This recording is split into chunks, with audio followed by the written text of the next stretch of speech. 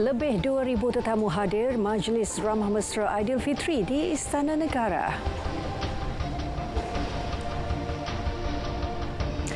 Majlis Santapan Hari Raya Aidilfitri di Istana Negara berlangsung meriah dengan kehadiran Perdana Menteri, Timbalan Perdana Menteri, Barisan Menteri Kabinet serta Ketua Perwakilan Asing. Majlis Santapan turut dimeriahkan dengan keberangkatan tiba Yang di-Pertuan Agong dan Raja Permaisuri Agong.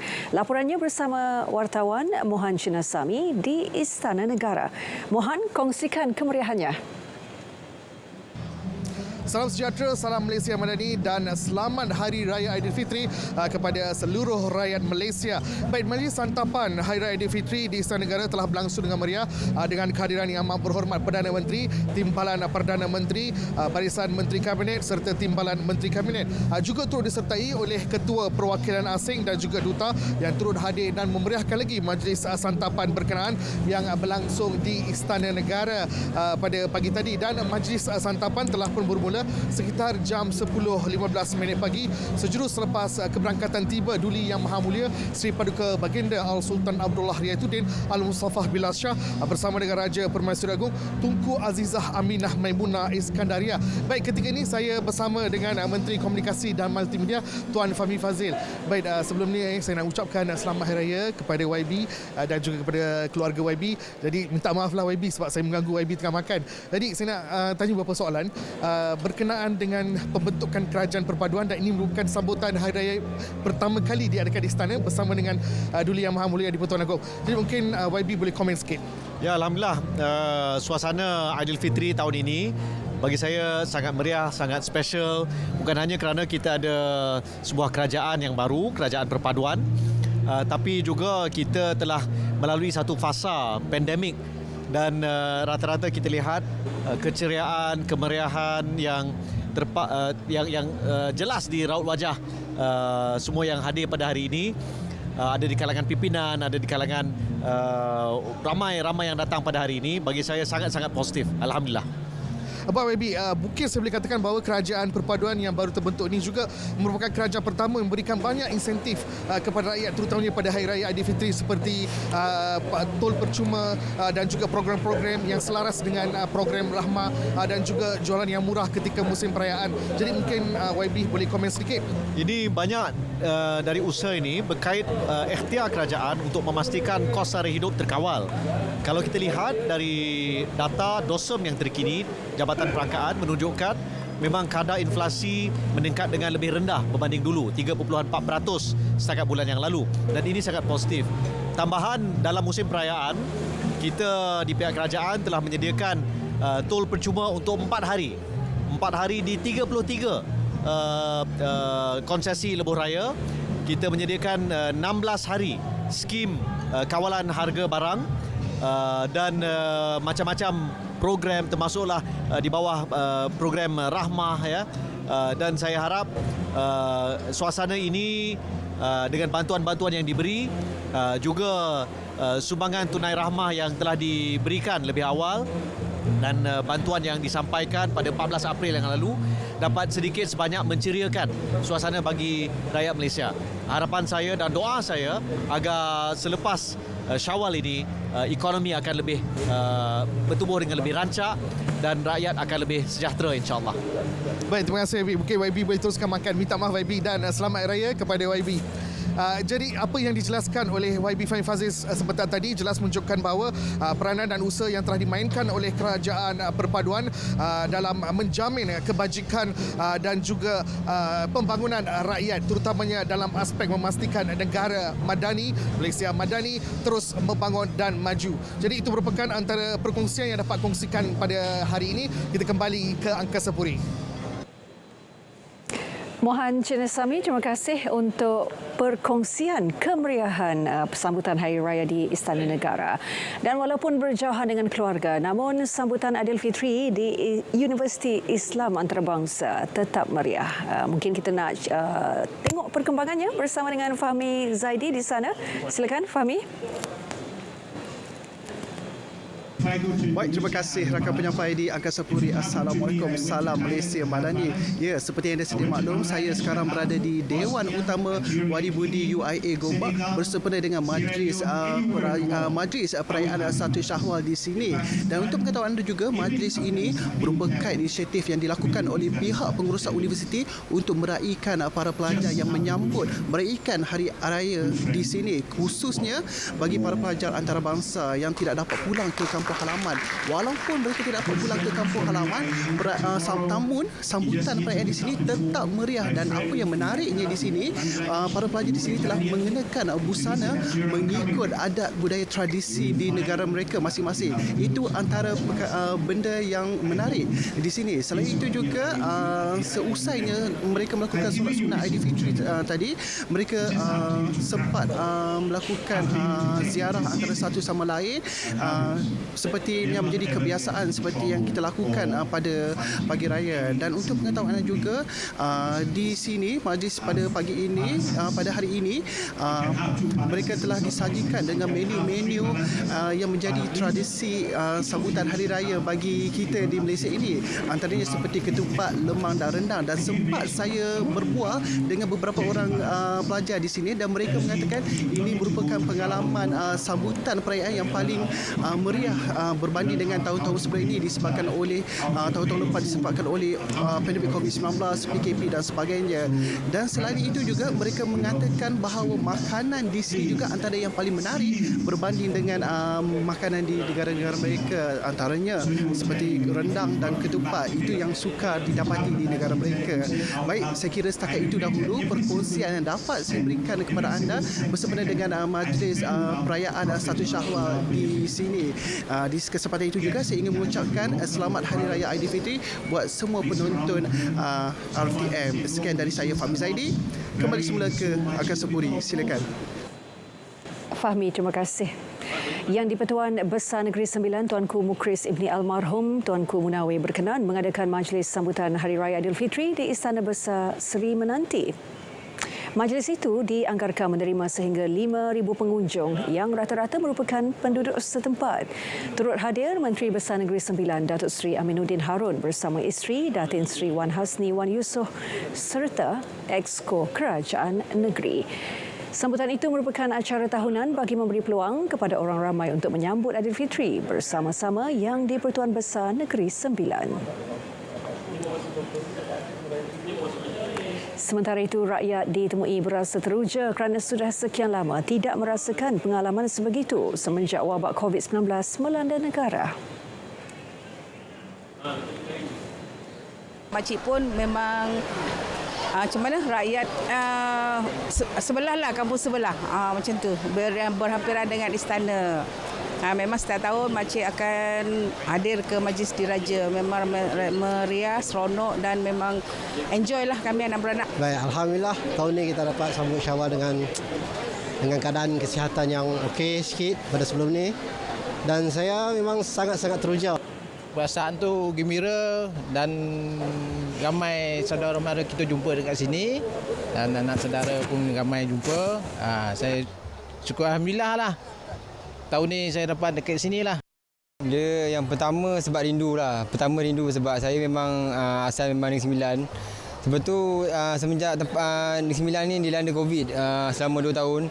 Jadi kerinduan tu lama dah tak dapat hadir ke sini tu, jadi kuat dah. Kesesakan jalan raya biasanya berlaku disebabkan punca tertentu seperti halangan, persimpangan dan peningkatan kenderaan. Bagaimanapun, kesesakan juga boleh terjadi tanpa punca yang jelas. Merungkai persoalan itu, laporannya bersama wartawan Jasmaidi Aruf. Kesesakan jalan raya palsu ataupun dikenali sebagai phantom jam merupakan situasi di mana kita berada di lebuh raya dan kesesakan itu kita sendiri tidak tahu puncanya. Di Eropah, beberapa kajian telah pun dijalankan dan mereka mengenal pasti apakah punca dan penyelesaiannya. Oleh itu, kita ketahui apa sebenarnya punca kesesakan jalan raya palsu ini. Phantom jam merupakan kategori kesesakan bukan kebiasaan dan ia dipengaruhi beberapa sebab. Puncanya ialah human tadilah. Antaranya ialah sikap dan juga kesedaran tentang bagaimana kita nak hadapi bila berlakunya kesesakan lalu lintas. Apa-apa kesesakan lalu lintas pun, bila kita jaga jarak dengan baik, kita dapat mengelakkan atau mengurangkan ripple effect tu, yang mana gelombang-gelombang hasil daripada brek mengejut daripada kenderaan awal yang berterusan sehingga beberapa batu jauhnya tu. 35 meter adalah jarak paling efektif bagi mengurangkan kesan gelombang brek mengejut. Selain itu, sikap menukar lorong secara mengejut dan memperlahankan kenderaan untuk melihat kemalangan antara penyumbang kepada phantom jam. Sikap yang lain antaranya ialah memandu di lorong yang laju tapi perlahan. Jadi ini juga akan menyebabkan ripple effect kerana kenderaan contohnya di jalan yang speed limitnya ataupun had lajunya ialah 120 tapi pemandu hanya memandu 90 km. Selain kempen kesedaran, silibus kursus pendidikan pemandu perlu ditambah baik agar ia memenuhi keperluan semasa. Malah, penggunaan teknologi kereta dapat mengelakkan kesesakan jalan raya palsu. Untuk sekarang ni, pengelola kereta ada memperkenalkan teknologi seperti auto cruise control untuk kenderaan, memastikan jarak antara depan dan mereka menggunakan sensor sistem sebagainya. Pengguna kenderaan boleh set ataupun tetapkan jarak yang mereka mahu. Yang kedua, teknologi yang lain yang ada iaitu jalan-jalan yang canggih, smart road contohnya. Di UK ada, di mana had laju ditetapkan dan dia boleh berubah-ubah mengikut keadaan trafik semasa. Yang mana sekiranya berlakunya phantom di hadapan, kereta-kereta belakang akan diberi maklum tentang kadar had laju yang mereka patut ubah. Jadi dengan itu mereka akan sampai ke tempat lebih lambat dan bila sampai itu keadaan pun telah berjalan seperti biasa. Jasmadi Aruf, RTM. Beberapa kes jenayah berprofil tinggi dipatahkan Agensi Penguatkuasaan Maritim Malaysia APMM sebaik pagar Laut 8 diaktifkan pada 9 April lalu. Ia melibatkan nilai rampasan 7.3 juta ringgit sekaligus membuktikan sempadan perairan negara tetap dikawal rapi meski dengan kedatangan Aidilfitri. Laporannya bersama Azizi Harun.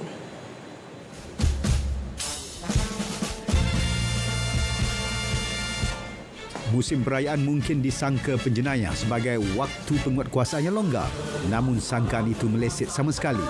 Sempadan maritim negara tidak terkecuali daripada peningkatan tahap penguatkuasaan dan operasi. Fokus Ops Pagar Laut ini kepada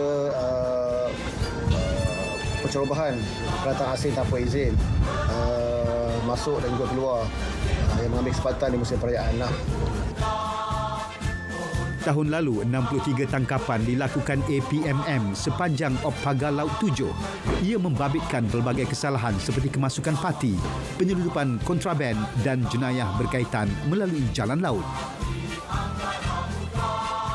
Kita memang telah pun mengenal pasti lokasi-lokasi tertentu di seluruh perairan negara yang mana kita anggap sebagai satu kawasan hotspot. Jadi di sinilah tumpuan kita beri.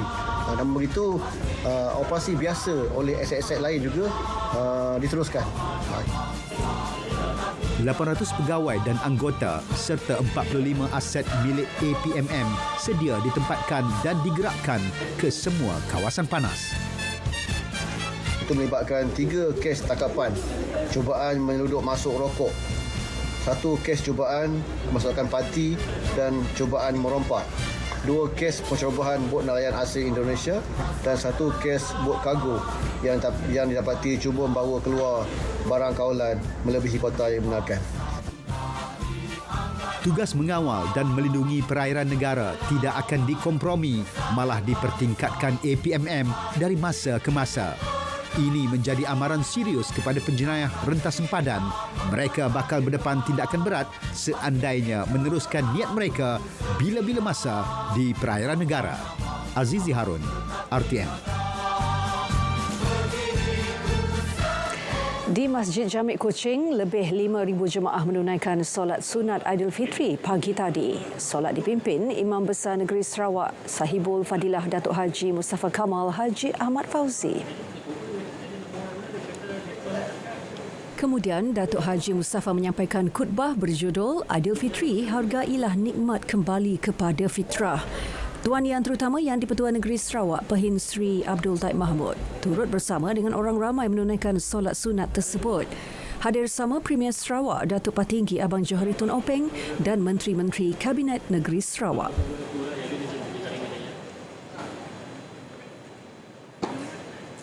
Sementara itu, hanya segelintir jemaah di Masjid Jamek Kuching, Sarawak memakai pelitup separuh muka meskipun berlaku peningkatan kes COVID-19.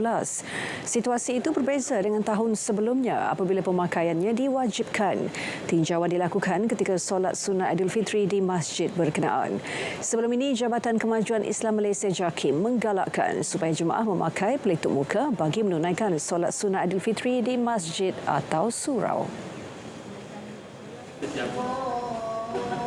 Sultan Perak Sultan Nazrin Muizzuddin Shah berkenan berangkat ke Masjid Ubudiah Kuala Kangsar bagi menunaikan solat sunat Aidilfitri bersama hampir 2,000 jemaah. Keberangkatan baginda bersama Raja Muda Perak Raja Jaafar Ibni Almarhum Raja Muda Musa dan Raja di Hilir Perak Raja Iskandar Zulkarnain Ibni Almarhum Sultan Idris Afifullah Shah. Turut hadir Menteri Besar Datuk Seri Saarani Muhammad bersama Barisan Exco. Di Alustar, Sultan Kedah Al-Aminul Karim Sultan Salehuddin Ibni Almarhum Sultan Badli Shah dan Sultanah Kedah Sultanah Maliha Tengku Arif berkenan berangkat menunaikan solat sunat Aidilfitri di Masjid Zahir. Keberangkatan baginda berdua disambut Menteri Besar Kedah Datuk Seri Muhammad Sanusi Mat Noor. Turut berangkat Tengku Mahkota Kedah Datuk Seri Diraja Tunku Syazuddin Arif Ibni Sultan Salehuddin serta kerabat diraja baginda. Sultan Terengganu Sultan Miza Zainal Abidin bersama Sultanah Nur Zahirah dan dua anak andanya Tengku Muhammad Ismail dan Tengku Muhammad Muaz turut berkenan menunaikan solat sunat Aidilfitri di Masjid Al-Muqtafi Billah Shah, Kuala Terengganu. Baginda diiringi Menteri Besar Terengganu Datuk Seri Dr. Ahmad Samsuri Mokhtar. Sultan Kelantan Sultan Muhammad Kelima berangkat menunaikan solat sunat Aidilfitri di Masjid Al-Ismaili, Bandar Baru Pasir Pekan, Tumpat. Baginda yang tiba sekitar jam 9.10 pagi menyertai lebih 2,000 jemaah yang hadir. Turut mengiringi baginda Tengku Mahkota Kelantan Dr. Tengku Muhammad Faiz Petra serta Menteri Besar Datuk Ahmad Yaakob. Tiada jalan mudah untuk berjaya dan tiada jalan mudah untuk bahagia. Jadi buang tabiat tidak baik untuk berjaya dan bahagia. Buang perangai kita yang ingin mengambil hati orang. Buang gaya hidup buruk yang tak sihat.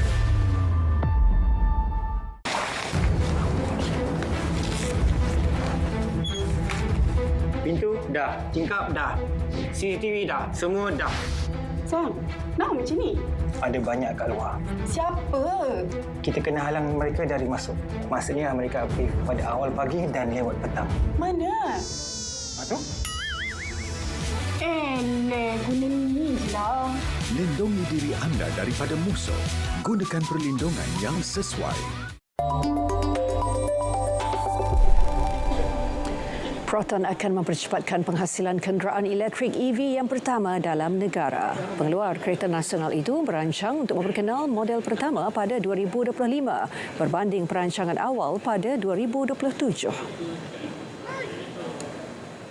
Timbalan Ketua Pegawai Eksekutifnya, Roslan Abdullah menyatakan pengeluaran model EV pertama itu sejajar dengan komitmen kerajaan untuk mengukuhkan industri EV. Kami dalam proses untuk mengenal pasti model yang bersesuaian, di mana yang lebih orang kata affordability dan practical. Kita mungkin ada model yang affordable, yang mampu milik, tapi tidak practical. Jadi kami sedang mengenal pasti bersama dengan Geely untuk mencepatkan projek itu. Pihaknya juga sedang melakukan perancangan rapi sebelum beralih ke EV bagi mengambil kira pengeluaran, pengedaran dan pemasaran. Dalam pada itu, Roslan berkata tempahan Proton X90 yang telah dibuka pada 8 April lalu mendapat sambutan yang amat menggalakkan.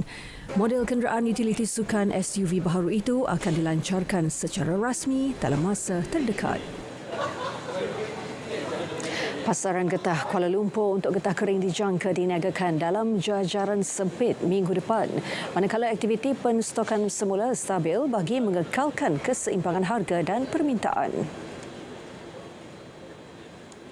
Bekas Presiden Persatuan Pengeluar Sarung Tangan Getah Malaysia, Dennis Loh, memaklumkan pasaran latex Pukal pula diramalkan lembab. Aktiviti pengeluaran dan perdagangan getah tempatan juga akan terjejas berikutan laporan mengenai kualiti udara yang turun ke tahap tidak sihat di bahagian tertentu di Malaysia. Pada asas mingguan, harga fizikal rujukan Lembaga Getah Malaysia untuk Getah Mutu Malaysia 20 meningkat 12.50 sen pada Jumaat lepas.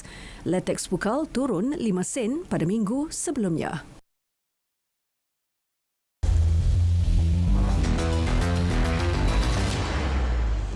Skuad bawah 17 tahun B17 berada dalam momentum terbaik merealisasikan impian beraksi pada kejohanan Piala Dunia B17 di Peru. Anak buah Osmera Omaro berjaya melakar 5 kemenangan dan 1 tewas dalam siri perlawanan persahabatan di Doha, Qatar. Kemenangan itu diraih termasuk ketika menumpaskan skuad bawah 18 tahun Al Grafa dan sukan skuad bawah 19 tahun Al Dufal SC. Barisan pemain muda negara meledak 21 gol dan hanya 4 kali bolos dalam keseluruhan 6 perlawanan. Sementara itu, Osmera mengakui berbangga dengan prestasi dan disiplin ditampilkan anak buahnya. Harimau Muda menjalani siri latihan pusat di Doha yang berakhir hari ini sebagai persiapan menghadapi saingan Piala Asia B17 2023 di Thailand bermula 15 Jun ini. Malaysia bakal layak ke Piala Dunia B17 sekiranya mara hingga ke separuh akhir saingan Piala Asia B17. Anda nak tahu perkembangan semasa dunia sukan? Bersama saya, Menawan Nawawi, eksklusif di Stadium RTM 22 dan 23 April ini.